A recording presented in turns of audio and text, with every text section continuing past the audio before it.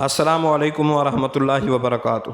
قیصر جرمنی تو ایشیائے کوچک تک پہنچا تھا کہ دریائے سالس کو عبور کرتے ہوئے ڈوب مرا۔ اس کی فوج کا ایک حصہ واپس چلا گیا، البتہ فرانس اور برطانیہ کی افواج ساحل فلسطین پر اتریں۔ انہوں نے اکا کا محاصرہ کر لیا۔ چند ماہ بعد جرمن بھی آ ملے۔ محاصرین میں آسٹریلوی، اطالوی، برطانوی، البانوی، فرانسیسی، جرمن، مختصر یہ کہ یورپ کے ہر ملک اور ہر خطہ کے فوجی اور صلیبی رضاکار اس میں شامل تھے۔ مورخین لکھتے ہیں کہ انتہائی نامساعد حالات کے باوجود محاصرین نے 3 سال سے زیادہ عرصہ تک حملہ آوروں کا مقابلہ کیا، اور آخر 12 جولائی 1911 عیسوی کو مسلمانان اکا نے ہتھیار ڈال دیا اور 2 لاکھ دینار خراج ادا کرنے کے وعدے پر صلح کر دی۔ کیونکہ محاصرین کو باہر سے کسی مدد کی امید نہ رہی تھی، تاریخ بتاتی ہے کہ سلطان نے عرصہ محاصرہ میں شہریوں کی مدد کرنے میں پوری کوشش کی۔ ایک مرتبہ محاصرہ توڑ کر ان تک سپلائی پہنچائی، لیکن ساتھیوں میں جذبے کے فقدان اور فرنگیوں کے بحری بیڑے کی مضبوطی، موسموں کی بے ہنگمی، سلطانی افواج میں بیماری پھیل جانے کی وجہ اور بعض دوسرے اسباب کی بنا پر وہ اکا کو فرنگیوں سے محفوظ رکھنے کے سلسلے میں اس وقت تک کوئی مؤثر کارروائی نہ کر سکے۔ اور جب وہ دشمن پر آخری ضرب لگانے کی تیاری کر چکے تھے تو شہریان اکا نے ہتھیار ڈال دیے۔ یہ خبر سن کر انہیں سخت رنج ہوا، لیکن ان کا یہ دکھ اس وقت اور بڑھ گیا جب انہیں معلوم ہوا کہ رچرڈ شیردل نے معاہدہ صلح کی خلاف ورزی کرتے ہوئے نہ صرف اسیران جنگ کو بلکہ سفراء اور امرائے یرغمال کو بھی شہید کر دیا ہے۔ رچرڈ کے اس بد عہدی پر تبصرہ کرتے ہوئے لین پول لکھتا ہے، پیشتر اس کے کہ خدا عیسائیوں کو چھوڑتا، عیسائیوں نے خدا کا دامن چھوڑ دیا۔ سلطان یہ خبر سن کر تل ملا اٹھے، لیکن ہیرڈ لیم یہ لکھتا ہے کہ سلطان صلاح الدین پر صد آفرین کے اس عالی حوصلہ انسان نے صرف اعلانیہ جنگ میں دشمن سے بدلہ لیا، اور یہ خونی ڈرامہ کھیلنے کے بعد بھی جب رچرڈ نے سلطان سے بازوں اور سامان خوراک کی درخواست کی تو اسے ٹھکرایا نہیں بلکہ شریف دشمن ہونے کا ثبوت دیا، اور اس پر بھی تہذیب کے علم بردار فرنگیوں کو حیا نہیں آئی۔ اکا میں لوٹ کھسوٹ کا بازار گرم کرنے کے بعد صلیبی لشکر 25 اگست 1191 عیسوی کو اسکلان کی طرف بڑھا۔ سلطان نے مقابلہ کی بجائے انوکھا راستہ اختیار کیا کہ شہر گروا کر ہموار کر دیا۔ جب مسیحی لشکر وہاں پہنچا تو کھنڈرات اور شکستہ عمارتیں اس کا استقبال کر رہی تھیں۔ تاریخ بتاتی ہے کہ عیسائی لشکر اس سے بہت بد دل ہو گیا اور خود رچرڈ بھی دل چھوڑ بیٹھا۔ تاہم اس نے بیت المقدس پر حملہ کیا، لیکن ناکامی نے احساس محرومی کو اور بھی شدید کر دیا، اور رچرڈ نے جنگ سے نجات پانے کے لیے سلطان کو ایک تجویز لکھ بھیجی جس میں اس نے اپنی بہن کی شادی سلطان کے بھائی الملک العادل سے کرنے کی پیشکش کی اور کہا کہ اس کے بدلے سلطان بیت المقدس الملک العادل کو دے دیں۔ سلطان نے اسے منظور کر لیا، لیکن یورپ میں کوہرام مچ گیا۔ دنیا عیسائیت نے اسے مسیحیت سے خارج کرنے کی دھمکی دے۔ نتیجتاً ایک بار پھر نابرد آزمائش جنگ ہوا اور بیت المقدس کی طرف بڑھا، مگر اس کی دیواروں سے ٹکرا کر نامراد لوٹ گیا، جس سے فوج میں مزید اضطراب پھیل گیا اور مسیحی باہم دست و گریباں ہو گئے۔ رچرڈ نے پھر صلح کا ڈول ڈالا اور 2 ستمبر 1192 عیسوی کو سلطان صلاح الدین کے بھائی الملک العادل اور رچرڈ نے معاہدہ صلح پر دستخط کیے۔ اس کے تحت یافا، لد، مجدل، یابا، کسیاریا، ارسوف، حیفا اور اکا کو رچرڈ کا مقبوضہ اور اسکلان کو آزاد علاقہ قرار دے دیا گیا۔ طے پایا کہ 3 سال تک تمام عیسائی زائرین محصول ادا کیے بغیر بیت المقدس کی زیارت کر سکیں گے، اور یوں 5 سال کی مسلسل خون ریز لڑائیوں کے بعد تیسری جنگی صلیب کا آغاز ہوا۔ اس جنگ میں یورپ کے لاکھوں آدمی، سینکڑوں نامور امراء اور عمائد اور متعدد بادشاہ کام آئے اور بے انداز دولت برباد ہوئی۔ مچارڈ کے الفاظ ہیں کہ یورپ کی تمام مسلح طاقتوں نے اکا کی فتح اور اسکلان کی بربادی سے زیادہ کچھ حاصل نہیں کیا۔ عرب مورخین کا بیان ہے کہ اکا کے سامنے 6 لاکھ کروسیڈ کام آئے اور مشکل سے 1 لاکھ سپاہی گھروں کو لوٹ سکے۔ لین پول رقم تراز ہے کہ جولائی 1187 عیسوی میں حطین پر مسلمانوں کی فتح سے قبل دریائے اردن کے مغرب میں مسلمانوں کے پاس 1 انچ زمین نہ تھی۔ ستمبر 1192 عیسوی میں جب صلح ہوئی تو سور سے لے کر یافا تک باجز ایک پتلی سی پٹی کے سارا ملک مسلمانوں کے قبضے میں تھا، اور فرنگیوں کو اپنی جانی و مالی قربانیوں کے مقابلے میں کچھ حاصل نہ ہوا۔ وہ نہایت حقیر تھا۔ مورخین کے بقول یورپ کے ہر قریہ اور ہر گھر میں نالہ و ماتم بپا ہو گیا۔ ہیرڈ نیم لکھتا ہے کہ برسوں کی خون ریزی کے بعد بھی انہیں اپنے مقامات مقدسات میں سے کسی پر قبضہ حاصل نہ ہوا۔ تاریخ بتاتی ہے کہ سلطان صلاح الدین ایوبی نے یہ لڑائی انتہائی نامساعد حالات میں لڑی تھی۔ اس کی فوج خود سر ہو گئی تھی اور برسر پیکار عرب خیموں میں گھس آئے تھے اور لوٹ مار کے بھاگ جاتے تھے۔ اور آخر میں سلطان نے جب اپنی فوج کے مفسدہ پروازوں کو نکال کر ازسر نو منظم کر لیا تو رچرڈ نے صلح کی پیشکش کر دی۔ سلطان مکمل اور فیصلہ کن فتح کا خواہاں تھا۔ اس نے بہاؤالدین سے کہا کہ میں صلح کرنے سے ڈرتا ہوں، نہ جانے میری موت کے بعد کیا حالات ہوں، لیکن اس کی فوج جنگ سے بیزار ہو چکی تھی اور آخر میں حالات نے اسے صلح پر مجبور کر دیا۔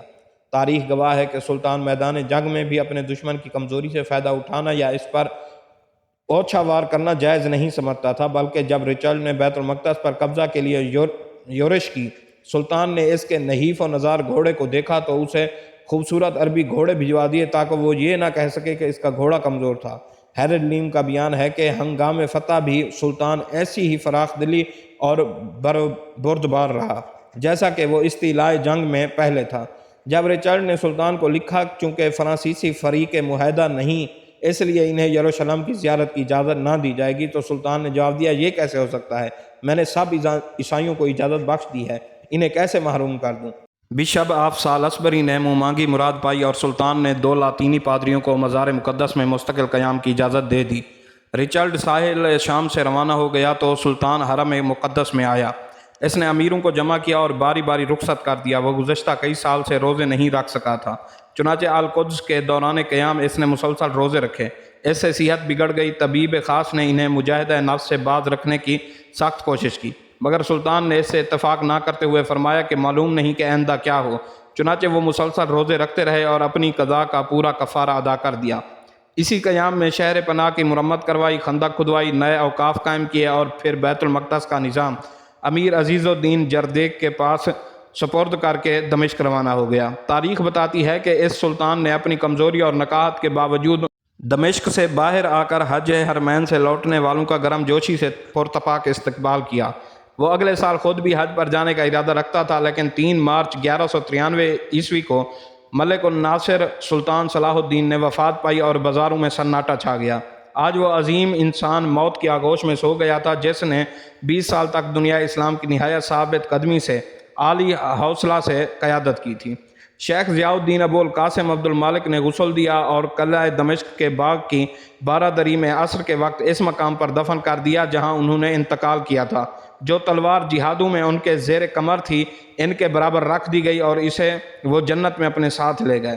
سلطان نے ہر چیز خرچ کر دی، حتیٰ کہ کفن دفن کے لیے قرض اٹھانا پڑا، اور لکڑیاں تک جو قبر میں لگیں قرض پر منگوائی گئی تھی۔ لوگوں پر اس قدر ہجوم کا علم تھا کہ ان کی زبانیں گنگ ہو گئی تھیں۔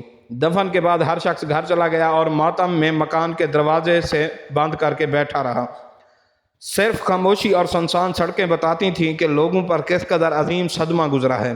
طبیب عبداللطیف لکھتا ہے کہ اس کے علم میں صرف اسی ایک سلطان کی نظیر ہے جس کے لیے واقعی رعایا نے ماتم کیا۔ تاریخ بتاتی ہے کہ رچرڈ شیر دل ہکا سے اس عزم کے ساتھ انگلستان واپس ہوا تھا کہ 10 سال بعد آ کر بیت المقدس کو مسلمانوں سے نجات دلائے گا، لیکن اپنے عہد کی تکمیل کے لیے کبھی ساحل فلسطین کی طرف نہ لوٹ سکا۔ البتہ دنیا مسیحیت میں یروشلم کو نجات دلانے کے پرجوش نعرے بدستور گونجتے رہے۔ پوپ انوسٹین ثالث نے صلیبیوں کے جذبہ جہاد کو زندہ رکھا، جنگ کی تیاری ہوتی رہی اور عشر جمع کیا جاتا رہا۔ پاپائے روم ثالث آتش بیاں اور اثر آفریں مقرر تھا۔ وہ کہتا یروشلم کی رہائی مجھے جان سے زیادہ عزیز ہے، اور مسیحیوں کو بھڑکاتا کہ مسلمانوں نے یروشلم پر قبضہ کے بعد مسیحیت کو صفحہ ہستی سے مٹانے کا پروگرام بنا رکھا ہے۔ دوشیزائیں سرزمین قدس کو آزاد کرانے کا حلف دینے والے صلیبیوں کو صلیبیں پیش کرتی پھرتیں۔ چنانچہ 1198 عیسوی سے لے کر 1204 عیسوی تک کے درمیانی عرصہ میں ہنری ششم نے ساحل فلسطین پر کئی حملے کیے، مگر وہ کامیاب نہ ہو سکا۔ پھر 1203 عیسوی میں کاؤنٹ بالڈیوون کی قیادت میں جرمنی، فرانس، انگلستان، روم بلکہ سارے یورپ کی متحدہ فوجیں وینس سے روانہ ہوئیں، لیکن بیت المقدس کی بجائے قسطنطنیہ پہنچی اور اس پر قبضہ کر لیا۔ دنیا مسیحیت کے جنون کا اندازہ اس بات سے لگایا جا سکتا ہے کہ اسی دوران صلیبی ایک فرانسیسی لڑکے کی قیادت میں یروشلم کو کافروں سے چھڑانے کے لیے روانہ ہوئے۔ ان کی تعداد 90,000 تھی۔ یہ لشکر 12 اور 14 سال کے لڑکے اور لڑکیوں پر مشتمل تھا، اور جس شہر سے بھی گزرتا لوگ اس سے نیک فال لیتے اور کہتے اب یروشلم آزاد ہوگا۔ مگر مارسیلز سے آگے اس لشکر کا ساحل فلسطین پر پہنچانے میں کسی نے مدد نہ کی، چنانچہ اس کا انجام بہت ہولناک ہوا۔ حضرت عیسیٰ کے پرستاروں نے ان کے ساتھ بہت برا سلوک کیا، بچیوں کی عصمتیں لوٹیں اور لڑکوں کو غلام بنا کر بیچ دیا۔ باقی ماندہ لوٹے پٹے واپس اٹلی کی طرف لوٹ گئے۔ انہی ایام میں ایک اور لڑکے نکولس نے ایک لشکر تیار کیا اور براہ اٹلی مہم کے لیے روانہ ہوا۔ گو ان کا حشر اتنا برا نہیں ہوا، لیکن کچھ تو راستے میں مر گئے۔ 2 لشکر مفقود الخیر ہو گئے، بہت سے گھروں کو لوٹ گئے اور باقی ماندہ نے اطالوی شہروں میں قصبوں میں ملازمت اختیار کر لی۔ ان تباہیوں اور ناکامیوں کے باوجود یورپ کا صلیبی جنون سرد نہ ہوا۔ سارے یورپ میں صلیبی جنگوں کی تبلیغ زور و شور سے جاری تھی، اور 1215 عیسوی میں پاپا روم کی دعوت پر دنیا مسیحیت کی ایک کانفرنس ہوئی، جس میں نئی صلیبی جنگ کے لیے جون 1217 عیسوی کو تاریخ مقرر کی گئی، اور اس کے لیے زور شور سے تیاریاں شروع ہو گئیں۔ چنانچہ ایک صلیبی لشکر شاہ ہنگری اینڈریو کی قیادت میں ساحل ایکا پر لنگر انداز ہوا، اور اس کے بعد بھی مسلسل صلیبی محارب آتی رہیں، اور ان کا مقابلہ صلاح الدین ایوبی کے بھائی الملک العادل سے تھا، جو اس وقت حاکم مصر تھا۔ اس کی عمر 70 سال ہو چکی تھی، وہ اکثر بیمار رہتا، اس کے باوجود اس نے مقابلہ کیا اور انہی ساحلی علاقوں سے آگے نہ بڑھنے دیا۔ ملک العادل تنہا عیسائیوں کے مقابلے پر تھا، نواحی مسلمان حاکموں یا خلیفہ عباسی کی طرف سے اسے کوئی کمک نہ پہنچی۔ ابھی جنگ جاری تھی کہ الملک العادل کا انتقال ہو گیا، اور اس کا بیٹا الملک الکامل جانشین ہوا۔ سلطان دمشق نے حرم مقدس اور محراب داؤد کی دیواروں کے علاوہ بیت المقدس کی تمام فصیلیں گرا دیں، تاکہ دشمن شہر کو کھلا پا کر زیادہ نقصان نہ پہنچائے، لیکن صلیبی القدس تک نہ پہنچ سکے۔ البتہ دمیات پر قبضے کے بعد مسجدوں کو گرجوں میں تبدیل کر دیا۔ اس کے بعد 50,000 سے زیادہ صلیبی قاہرہ پر حملہ آور ہونے کے لیے بڑھے۔ الملک الکامل نے گھبرا کر صلح کی پیشکش کی اور دمیات کی باج گزاری کے عوض یروشلم عیسائیوں کے حوالے کرنے کا وعدہ کیا، مگر عیسائی مصر ہوئے کہ کرک اور ماؤنٹ ریال بھی ان کے حوالے کر دیا جائے۔ اس پر فریقین میں منصورہ کے قریب زبردست رن پڑا، جس پر عیسائیوں کو سخت شکست ہوئی اور دمیات خالی کر کے صلح پر آمادہ ہو گئے۔ چنانچہ الملک الکامل نے یافا سے تلمیس تک کے علاقہ پر شاہ فریڈرک ثانی کا قبضہ تسلیم کر لیا اور 10 سال کے لیے معاہدہ صلح طے پایا، مگر فریڈرک ثانی نے سسلی پہنچتے ہی پادریوں کے خوف سے شرائط صلح سے انحراف کیا اور واپس جانے کا اعلان کر دیا۔ 1223 عیسوی میں فرینٹو سسلی کے مقام پر ایک نئی کانفرنس منعقد ہوئی، جس میں فریڈرک نے 1225 عیسوی میں کروسیڈ پر جانے کا حلف دیا، لیکن کچھ عرصہ بعد ہیلا سازی سے ٹالتا رہا۔ آخر ستمبر 1228 میں ساحل فلسطین کی طرف روانہ ہوا، اور راستے میں بیمار پڑ جانے والے واپس لوٹ رہے تھے کہ پاپا روم گریگوری نے اس کے خلاف کفر کا فتویٰ جاری کر کے اٹلی میں مذہبی رسومات معطل کر دیں، جس پر فریڈرک واپس فلسطین روانہ ہو گیا اور قبرص سے ہوتا ہوا 45,000 سپاہیوں کے ساتھ اکا میں لنگر انداز ہوا۔ تاریخ بتاتی ہے کہ الملک العادل نے اپنے بیٹوں کو جنگی خزانہ سے محفوظ رکھنے کے لیے سلطنت ان میں تقسیم کر دی۔ دمشق، قدس، طبریہ، اردن اور کرک کے علاقے اپنے بیٹے معظم عیسیٰ کو دیے، اور باپ کی وفات کے بعد چند سال تک تو الملک الکامل کے چاروں بھائیوں نے اسے مربی اور سرپرست جانا، لیکن بعد میں وہ متحد نہ رہ سکے اور معظم باغی ہو گیا۔ فریڈرک ثانی جب ساحل سمندر پر اترا تو قدس معظم کے قبضے میں تھا۔ اس نے فرنگیوں کو قدس کے قریب نہ پہنچنے دیا، لیکن اس کی موت پر الملک الکامل قدس پر قابض ہو گیا۔ ملک کامل کے ذہن میں دمشق پر، جو معظم عیسیٰ کے بیٹے داؤد کے قبضہ میں تھا، تصرف حاصل کرنے کا خیال ایسا مسلط تھا کہ اس نے حسب ذیل شرائط پر بیت المقدس فریڈرک ثانی کے حوالے کر دیا کہ فرنگی بیت المقدس کی شہر پناہ دوبارہ تعمیر نہیں کریں گے۔ مسلمانوں کے مقامات مقدس کعبۃ الصخرہ اور مسجد اقصیٰ سے کسی قسم کا تعرض نہیں کریں گے۔ بیت المقدس سے ساحل تک عیسائیوں کو راستہ دیا جائے گا۔ مصنف خطط شام کا بیان ہے کہ کامل نے صرف 10 سال کے لیے عارضی قبضہ دیا تھا۔